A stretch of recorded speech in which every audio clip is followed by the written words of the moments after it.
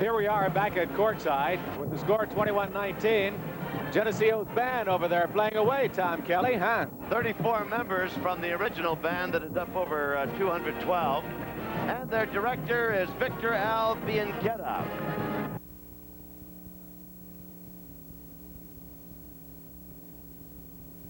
Geneseo High. Geneseo, Illinois is 30 miles east of the Quad Cities on Route 80. And Mr. Bianchetta, Bennett, Geneseo High for 7 years, and he got his education at the University of Wisconsin in Platteville. 21-19, Bennett Academy leads Lockport as we're about set to get the second half underway. This afternoon, East Moline defeated East St. Louis, and it was De La Salle upset by Maine South, 37-27. So 2 of the semifinalists are already in the book, awaiting action.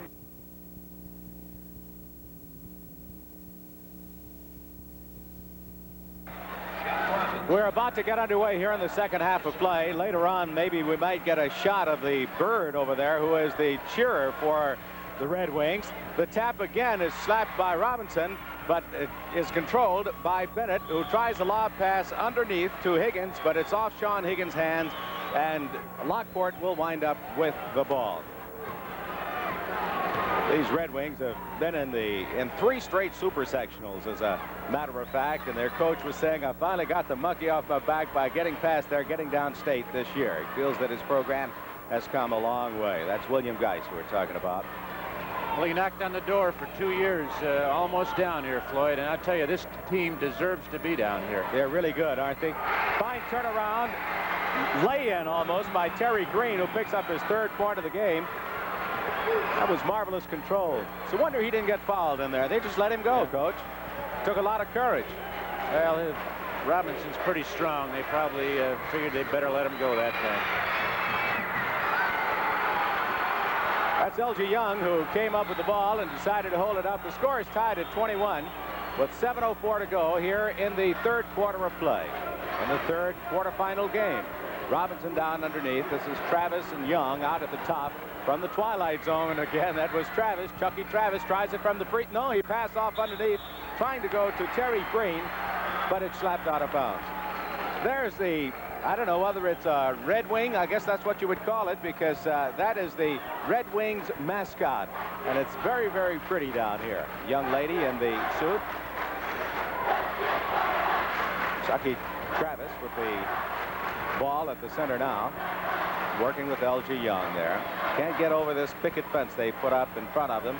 It's quite a discussion you had about this matchup zone, that's whatever. Right. Well, these young coaches come up with that kind of stuff, and I'll tell you, I don't know what the principles are, but it looks tough to me. It was just such a zone that retired you, wasn't it, Coach? Sent you to being an AD up there at Evanston? Maybe they have 6 out there. It looks like it sometimes. It's so jammed up in the middle. And the fact that Lockport has such outstanding outside shooters is the only thing that's kept them in this ball game. It's tied at 21 with 6:02. They tried to force it into the middle, and you see what happens when they do. Turnover. Out top, Bagley. Over to the side is Kevin Conrad, their playmaker. 17-point average. Just picks up his 6th point of the game. He averages about 10 assists a game, too. You can imagine who they usually go to. The big guy in the middle, Mike Lang, who only has 3 points. That attests to the fine job that this 1-3-1 zone has done against the big man in the middle. L.G. Young thought about it for a second and came back out. Almost a steal there. This is Travis. Chucky Travis from the side. Whoa, excellent rebounding by Terry Green, who picks up his 2nd basket, 4th point in the 3rd quarter. 5 points for him in the game. It's tied at 23 again with 5:12 to go, 3rd quarter play. Lockport's got that zone in tighter now. That's Lang. Has to come back out top. Bagley over to Odo. Cross court. Conrad from the side. Robinson rejects it. Travis comes up with the ball. Basaric says, I want timeout. And with 4:55 to go, 3rd quarter of play, the score, Bennett Academy of Lisle 23, Lockport Central 3 baskets scored, 2 of them by Terry Green from Lockport, and 1 by Kevin Conrad of Bennett. I want to say Lisle Bennett all the time, and then I want to say Bennett, but they're known as Bennett Academy. They're from Lisle, Illinois. Floyd, it'd be interesting to see why Bob Basarich took that timeout. He has the ball. It's tie. Let's see if he's coming up with some new wrinkle here, if he's going to try to work the ball to some player in particular. They're still working around the perimeter. They seem to have brought it out a little bit further. The big guys underneath have come out away from the basket. This is Robinson from the side. Rebound controlled by Green. Back out top to Travis. Robinson underneath it goes. Green on a turnaround jumper. Rebound Conrad. It's still tied at 23. 4:21 to go. Third quarter play. Excellent lob underneath. Up and in for 2 points. That's Sean Higgins picking up his 6th point of the ball game. Well, he got Jeff Robinson there turning his head. You can't do that with a guy like Conrad. He's a marvelous ball handler, excellent playmaker, and he gets about 10 assists a game. Shows he's a good feed. We've got a foul. Who is it on? He's going to call it on Sean Higgins. That'll be his 3rd personal. 3rd personal for Sean Higgins. They're not in the penalty situation, Coach. That was a tough call. Sean Higgins did a very good job of anticipating. Here's a replay on the action. Sean Higgins anticipated the cross-court pass. The number 15, LG Young, just a little bit too quick. It's only a 2nd foul, gentlemen. LG Young with a foul ball. Well, here from the top of the circle again. Almost at O'Hare Field, as Tom Kelly said a little bit earlier. This time he just gets the front of the rim. He was a half inch beyond his range. 25-23, 2-point ball game. 3:26 to go. Bennett has the lead, and they have the ball. Odo back out top to Bagley. Odo. And underneath the Lang intended. Foul called on Lang for pushing off. That's 2 on the big guy. He's in a lot of traffic under there. He came into the game. He normally gets about 15 rebounds a game, a 16.1 scoring average per game, but they've held him down pretty well here tonight.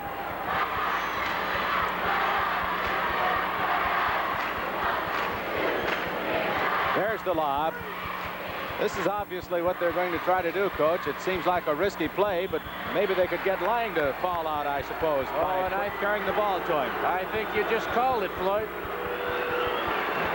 Let's see what happens on the feed inside by Jeff Robinson to Terry Green. I think they did call that, didn't they, on Mike Lang? Yeah, they did. That's number 3 on Lang. It's timeout on the second, or in the second half of play here. With the score, Bennett Academy 25, Lockport 23. High school graduates should have the opportunity to further their education. Here's how you can help.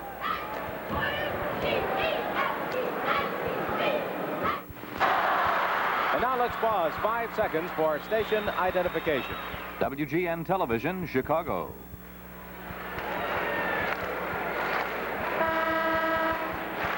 Well, it's not a run-and-gun basketball game, but it's a very good basketball game. It's an exceptional game, Floyd. I just love watching 2 teams like this. And young Ken Meyer has just checked into the game, and, well, I thought he was going to check in for Mike Lang, but he did not. Got a little height there now with Meyer. Lang, though, with 3 fouls, it's a risky situation for Bennett. He's 6'8.5". He's only a sophomore. Lang is 6'8". That is a lot of height underneath. Meyer has replaced Sean Higgins for the Bennett Academy Red Wings. Number 30's gone. Green with the ball, back out top. This is LG Young. Look where they're playing Lang in the front line of that zone defense. Very unusual. And Meyer's in playing against Green on defense. In fact, they seem to be fronting, double teaming. Yeah, Green underneath, they certainly are. Over the top is LG. Rebound, Robinson, 2 points. It's tied again at 2:29 to play. Fine ball game. They go back down court and they set up in their zone, taking their time.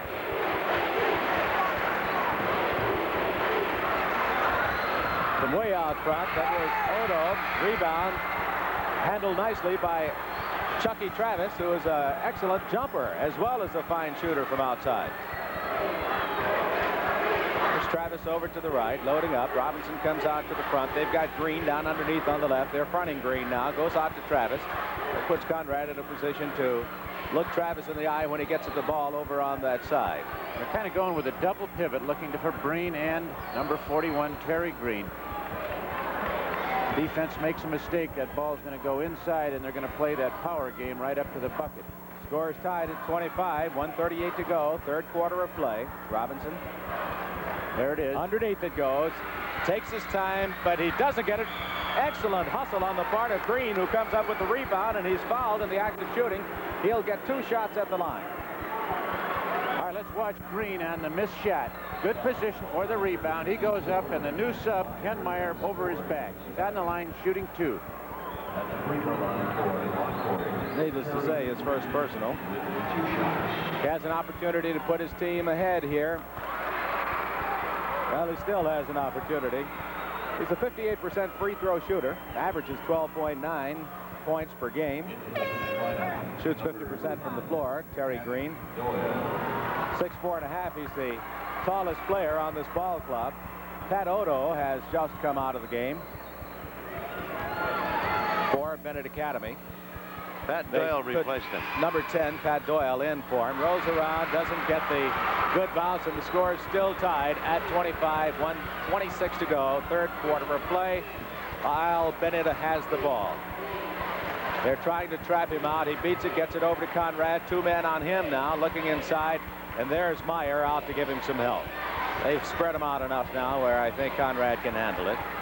Goes into the big guy, Mike Lang, who's playing way out front. The ball is protected by Green, but he's called for a personal. Terry Green picks up his third. All right, let's watch as Terry Green picks up number 3. Cross-court pass. He comes over, and you can see the foul there on number 32, Jim Bagley.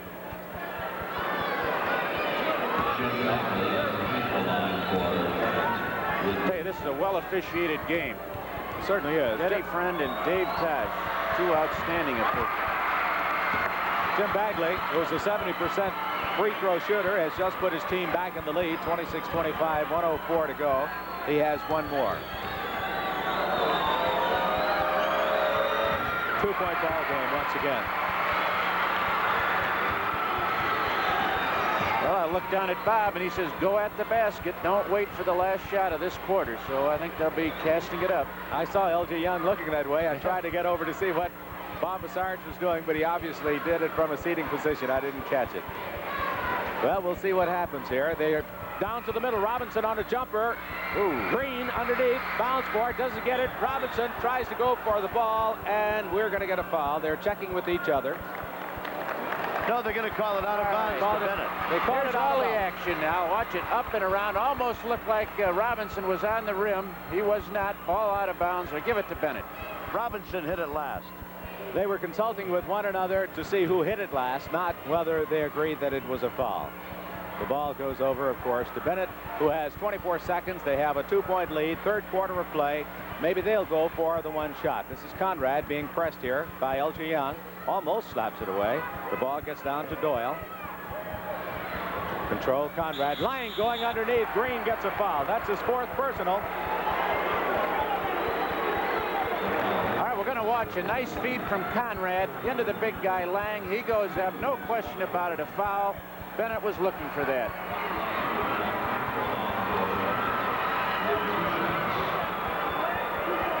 I can't tell what the coach is saying to him, but I think he's concerned if Lang makes both foul shots, he probably wants a little pressure so that Lockport can't get the ball down within the 10-second period. At least not give him an easy shot. He'll probably put Lang right up there on the man taking the ball out of bounds. It's 28-25, a 3-point ball game. Well, he didn't make it. Back to Lang it goes. Lang from the free throw line. Gets it. 30-25, a 5-point ball game. And that's the end of the third quarter of play. And rather dejected looking Lockport team at this point. If Terry Green at 6'4½", the tallest man on this Lockport ball club, should foul out. I was just looking at the height to see who they would go to. Ortman is the man who usually comes in up front when they need a substitute, and he stands 6'2", so they would lose another 2.5 inches to an already very tall Bennett Academy team who has an extreme height advantage. No way they can afford to lose the likes of a Robinson or a Green, Floyd, in my opinion. This is a key jump right here. Robinson jumping center at 6'3", slaps the ball over, but Bennett Academy gets it.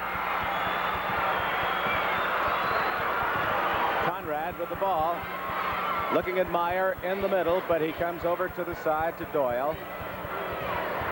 Driving to center, Conrad, foul. An offensive foul is called on Doyle. All right, let's watch Conrad as he forces the ball in there. Correction, Conrad, you're right. Not too wise a choice, no question about it. Number 15, LG Young, held his ground. Offensive foul. I'm sure that did not satisfy Bill Geist over there. They look rather dejected, the Lockport Ball Club did, at the buzzer. I would feel they would need a basket now to just kind of pick up their spirits here, because it's really hard trying to go against a zone that is giving them absolutely nothing. And here's the man who can do it. Travis doesn't, however. Underneath, Travis gets his own rebound. Green jumping. Lockport gets the ball. They ruled that Bennett Academy touched it last. Well, Bennett that time was guilty of standing flat-footed. Not a kid on that ball club jumped that time. This is Green with the ball high atop his head. Over it comes to the playmaker, LG Young. Travis. They're coming out to meet Travis a little sooner now. An offensive foul is called on Robinson. Charging. They are going to be in trouble. That's his 4th personal.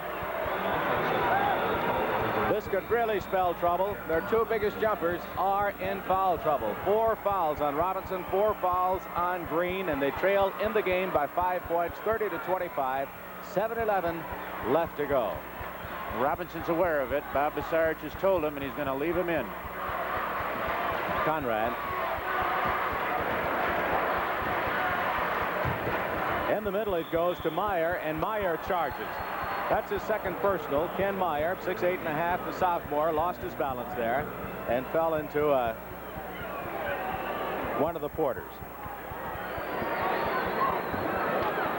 Not much scoring here. Back up and down the court as we get into the 3rd quarter of play. Everybody seemingly want to be careful.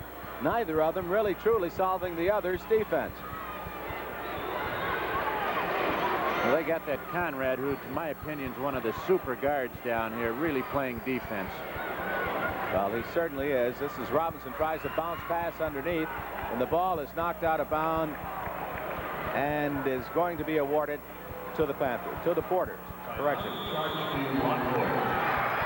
Lockport wants timeout at 6:32, and the score: Bennett Academy 30, Lockport Central 25.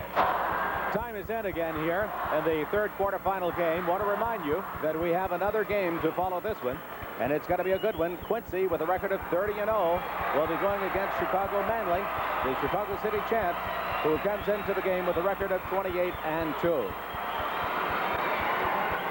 The Blue Devils from Quincy, the road runners of the state this year. They do it all. However, they let the air out of the ball, I guess, in the super sectional prior to coming here. Said it used to be run Blue Devils run, and it was walk Blue Devils walk in that super sectional game. These are the Porters on the attack. Green with the high ball high over his head. This is Travis. Ball slapped out of bounds by alert play. Doyle going for the ball. Good reaction. 6:20 to go. Earlier today, East Moline eliminated East St. Louis 64-56, and Maine South eliminated Chicago de La Salle 37-27. Moline and Maine South will meet tomorrow in the first game of the semifinals. An offensive foul is called on Robinson, and if it is, that's his 5th personal. No, 43 they called it. Terry Breen was got the foul, and boy, that's a saving. Bill Geist is up here saying, hey, that should have been on Robinson. It looked like it from over here, didn't it? It did. Didn't it? So they give the foul to Terry Breen, and that's only his 2nd personal. Doyle with the ball across the timeline. Back out top to Conrad. Fine playmaker. You can see why. He has good court vision. Doyle underneath to Lang. Lang calls a foul. Should be on number 43, Terry Breen. The basket is good. All right, let's watch it. A nice pass from Doyle into Lang. You can see it. Number 43 doesn't get there quick enough. Terry Breen fouls. Nice play.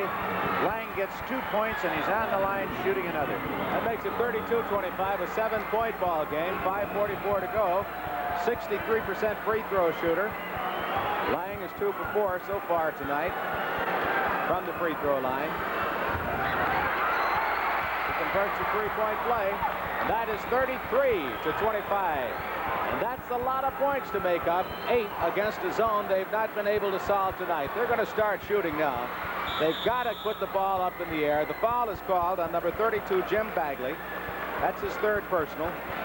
All right, let's watch Bagley on this. Long shot from the corner by Robinson. Ball goes up, and Bagley a little bit too aggressive, but the kind that you cannot criticize for. No question. He fouled. Number 23 on the line, shooting 1-1. That, of course, is Chucky Travis, who is an 80% free throw shooter. Shoots 48% from the floor. And he shoots from the twilight zone. Doesn't get that one. Among other things, between the games, we'll have highlights of another Illinois High School Association State Championship event. Sure, and stay tuned. Conrad with the ball taken away from him. Fought for, will get a jump ball. Well, if Bobby Basarich has got anything up his sleeve, he'd better start using it, Floyd, because the sands of time are running out right now, and Bennett Academy is playing with a lot of confidence. There he is now, talking with his assistant.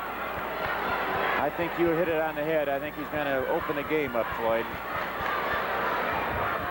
I think they would stand a better chance because they seem to have a nose for the ball. They go to it very well, and they're jumpers. I think they would probably, under the circumstances, with time running out, have a better chance by firing away. That's Lang.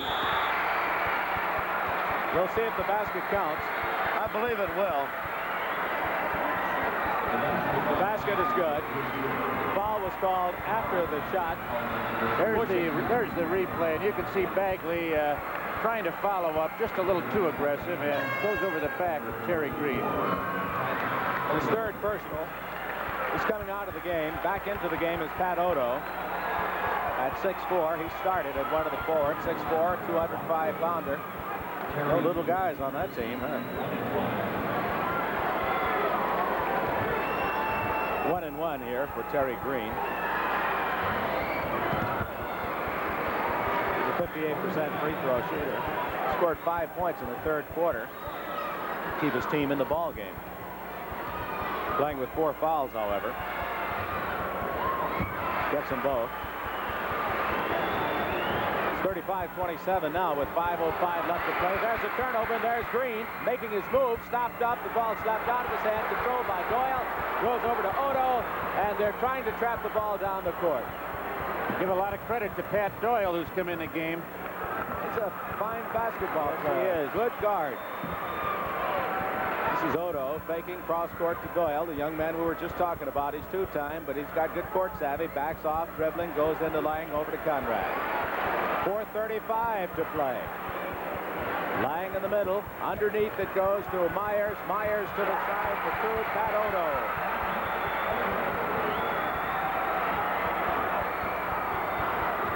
Elsie Young. Robinson. Young from the twilight zone. Gentlemen, we've had only 4 teams in the history of this tournament, back-to-back winners. And unless Basarich and Lockport Central do something in the next 4:15, it's going to stay for him. He'll be out of it. And you know who was the first one? We were discussing at dinner. Elgin, the Watch City. Right on. Watch City, where Floyd lives. Robinson. Jeff Robinson picks up his 8th point of the ball game. You've got to appreciate the fact that he averages 15 points a game, and he only has 8. Slaps the ball away from the back. That's Terry Green. He slaps the ball away. But he only has 8 points in this ball game. Fine defensive work on the part of Bennett. Sean Higgins, number 30, is back in for Bennett Academy. Yeah, he replaced Myers a moment ago. He got a lot of mileage out of Myers. Sure did. That big 6'8.5" guy. Oh, he was wide open. But he turned around and looked, and there was Terry Green staring him in the face, and he was intimidated. Travel for a turnover. 37-29. We've got an 8-point ball game. 3:49 to go. Third game, quarterfinals. 25 feet, nothing for Travis. He's getting the front edge of the rim, and we got a jump ball. Doyle was in heavy traffic down underneath his own backboard. All right, let's watch one of the smallest people on the court now, Pat Doyle. He does get the rebound. He's trying to pivot out of there, but I tell you, he's smart. He didn't throw it away. It's better to have a jump ball than to make an errant pass at this stage. See what Robinson does here. He jumps so well. He tips, and they do not control the ball. Terry Green could not hold on to it. And Lisle Bennett comes up with it. This is Conrad dribbling, taking it all the way. Yes! Beautiful. That's a great play. Sure is. Kevin Conrad, 17-year-old, 6-foot senior. Good ball player. Travis from the side. Chucky Travis doesn't get it. Doyle comes up with the ball. Lang controls. Out it comes to Conrad. 39-29, a 10-point game. 3:05 left to play. And it'll take a miracle here now. This Bennett ball club is playing with great confidence. Under a great deal of pressure, we might add, as well. Conrad, Doyle, Lang. Floyd, this is like, playing the New York Yankees.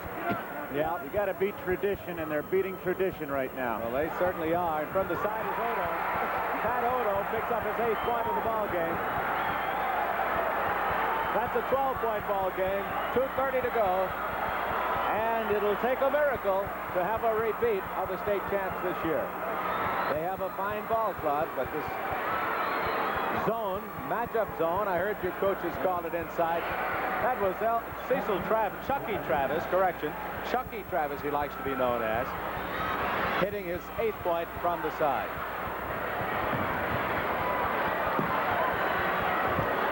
Doyle controls and guarded very closely by L.G. Young. Lang way outside. Travis tries for the steal. 10-point ball game. Lang, Pat Odo, brings it back out to Pat Doyle. Intentional foul by Chucky Travis.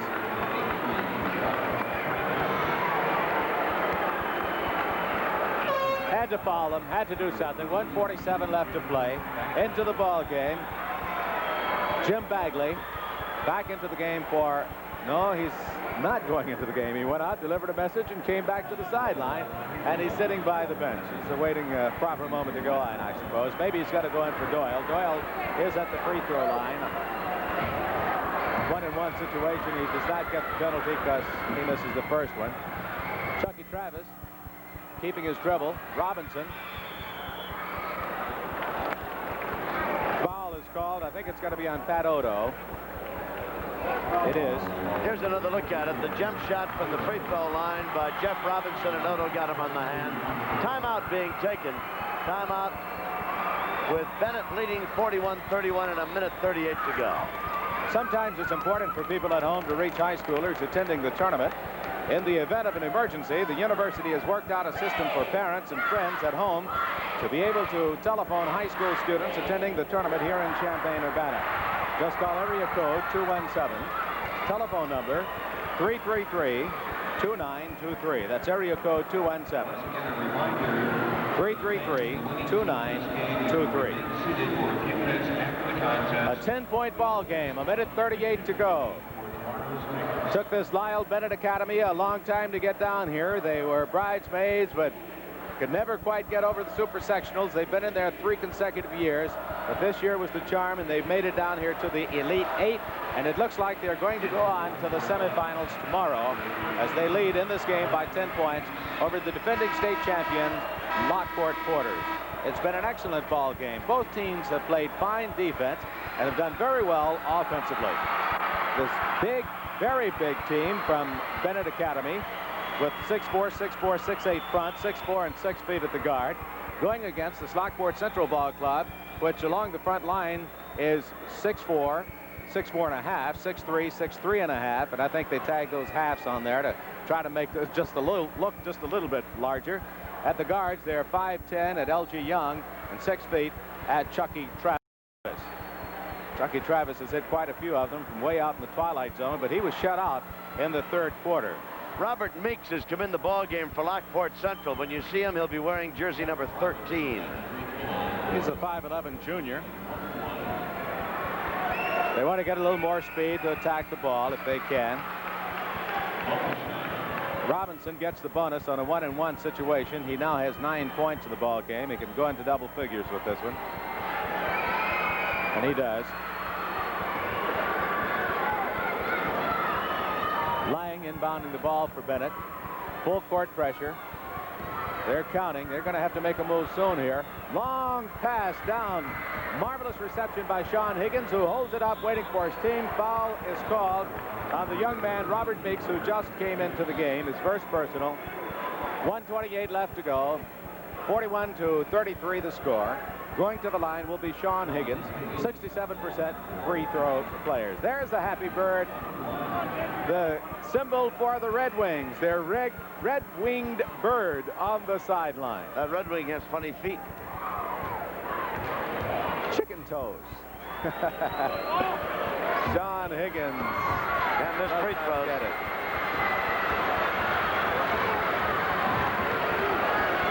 Too much time left to be missing free throw.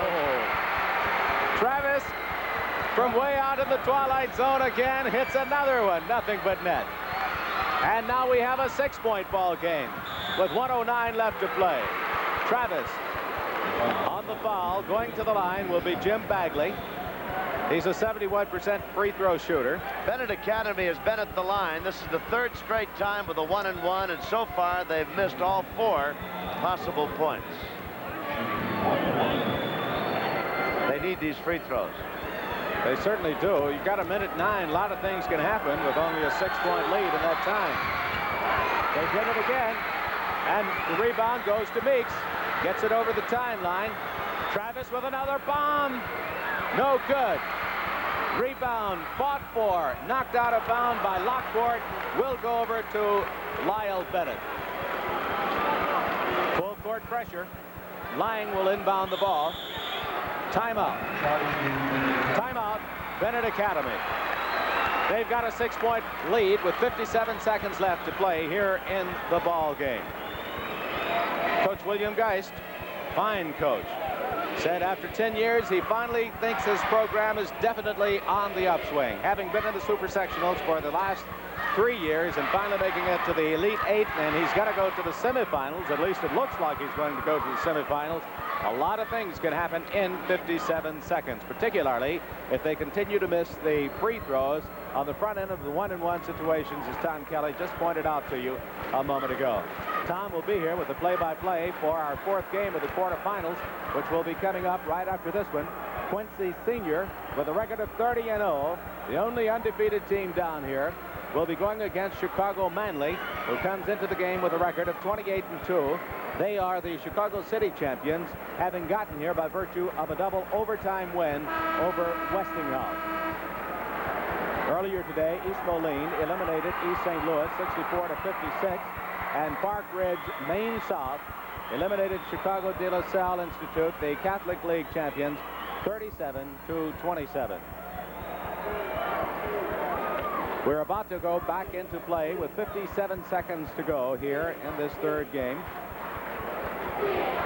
And the ball will be inbounded by the Red Wings. Beautiful pass. He could have been a quarterback on that one. Conrad with some fancy dribbling here. 53 seconds on the clock. A lot of pressure on the ball. Foul is called over to the side. Well, here's another 1-and-1. Bagley is back there. This is the 4th time. They've missed all 6 possible previous points. We'll see how they do now. They led by 12 at 41-29, and they've seen that lead evaporate to only 6 points. Travis was called for the personal there. It's his 3rd. Bagley has 8 points in the game so far. Can make it 9 here. A lot of people happy if he does. He'll get the bonus. That's a big free throw. Certainly is. 7-point lead now with 49 seconds to go. that could put them out of reach.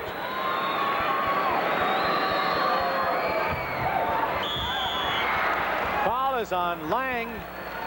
Mike Lang picks up his 4th personal and will be going to the other end of the court.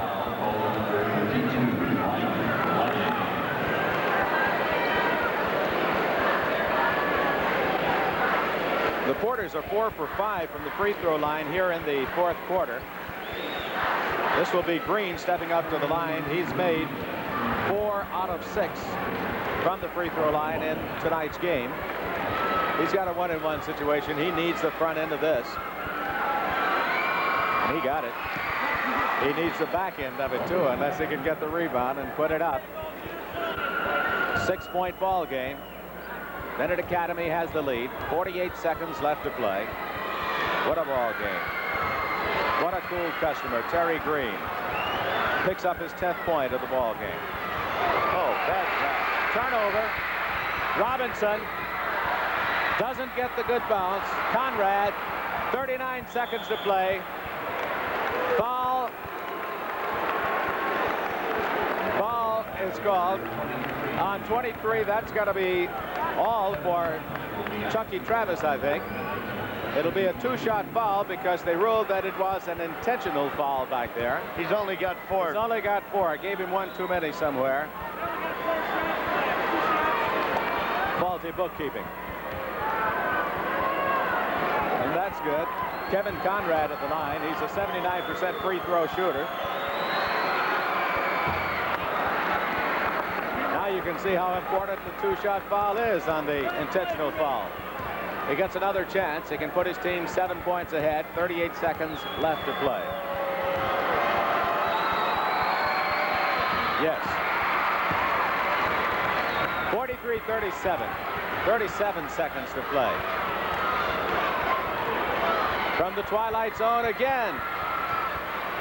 This guy could shoot from O'Hara Field. He's very strong. That's Chucky Travis, and he has had a pretty good percentage from out there, but it's a low percentage shot, we'd have to admit. It's about all they can do at this point, though. They've got to shoot and shoot quickly. Robinson can't get it to go. Rebound, Odo takes his time. Conrad gets it across. 20 seconds. Conrad in heavy traffic comes out top to Lang. 16 seconds. Foul on L.G. Young.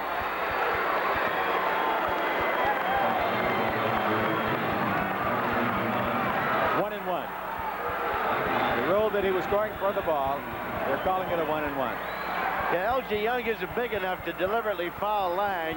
Lang is 6'8" and over 200 pounds. Be like running into a wall, really. He's a fine basketball player, too. You see him at the free throw line on a 1-and-1 situation. Does not convert the front end of it. Excellent defensive work on the part of Odo, but moving around and shooting from way outside is L.G. Young, and he throws it in there. 4 seconds. 43-39. Bennett Academy is going to advance. That was a 94-footer. I was going to see if we would have another record. Boy, what a ball game. 43-39 is the final score. This Bennett Academy fine ball team that they are, finally getting downstate, and now they are going to advance to the semifinal. Here's Tom Kelly again. Thank you, Floyd Brown. Well, it's a pretty joyous scene out there on the floor of the Assembly Hall. The Bennett Academy cheerleaders, the team, Coach Bill Geist, and, of course, a frustrating, disappointing moment in basketball for Bob Basarich and the Lockport Porters, who had hoped to become team number 5 in all of Illinois high school basketball history to make it back-to-back state titles. But, oh, how easy that is to say and how hard it is to do. And Lockport Central loses its 2nd game in 2 years, 32-0 last year. And now they go off the floor 29-2. So Basarich wins all but 2 games in 2 years. Let's go to Jack Burmaster in Tournament Central. Thank you, Tom. Floyd Brown will be here in a few moments to summarize that last game for you. Our coverage of the IHSA basketball tournament will continue after this. And it's congratulations to Bennett Academy of Lisle, Illinois. William Geist and the boys, they finally made it down this year after 3 years, their 3rd consecutive years in the super sectional. They got through, got down to the Elite 8. and they came out winners 43-39. They led at the half 21-19, led at the end of 3 quarters 30-25, and pulled it out at the end 43-19. They're a big team, and of course we could expect to see them represented well as they play against the winners of this next game that we have coming up. We'll run down the scoring for you. Here it is for Bennett Academy. Odo had 8 points, Higgins had 6, Lang had 11, fine game at center, Conrad had 9, an excellent playmaking guard, and Bagley had 9 points as well. For the losing Lockport Central Porters, Robinson had 10, quite a jumper, quite a ball player. Green had 9, Green had 4. Travis, what a game he played, had 10 points, most of them from way out front, and Young had 6 points. That's the way the scoring went. The final score, once again, 43-39. Bennett Academy advancing to the semifinals. Some guests have joined Jack Burmaster in the coach's circle. Let's find out what they have to add. Jack? Okay, thanks, Floyd. We're back in the coach's circle, and tonight, representing the northern part of the state from Homewood Flossmoor on my far left, Don Laquetta. And to my immediate left, Tom Hudson from Bloomington, Illinois. Fellas, we're going to get into that Quincy-Manly game, but we have to say something first about the game that just transpired. Don, what are your reactions to that ball game? Well, I thought Lockport struggled throughout the ball game. They just didn't seem to get it together. I noticed on a lot of jump balls, they never got the loose ball, and they let Bennett penetrate a little bit on their rebounding, and they really weren't aggressive on the boards as much as I've seen them play. I've seen Lockport play a number of times. They played excellent against Bloom at the super sectional, and it looked like they just didn't have it tonight. I guess the law of averages caught up. That's the second loss, I guess, in 2 years for Bob Basarich and his Porters. Tom, what did you think of the ball game? I didn't know too much about Bennett when they come to the tournament, but after seeing them, maybe there was a lot of other people like me that didn't have a chance to see them either. And of course, Lockport had the publicity before they come down to the tournament. And I think probably Bennett might be a team to reckon with later on in the tournament. They're a fine group of young men, and they played hard. And I thought they did a good job against the 1-3-1 half court. Right. Tom, your ball club this year was 22-7, and again, you're one of these guys that have been knocking at the door. Bloomington has never quite been down here the last few years. I know you have seen Quincy.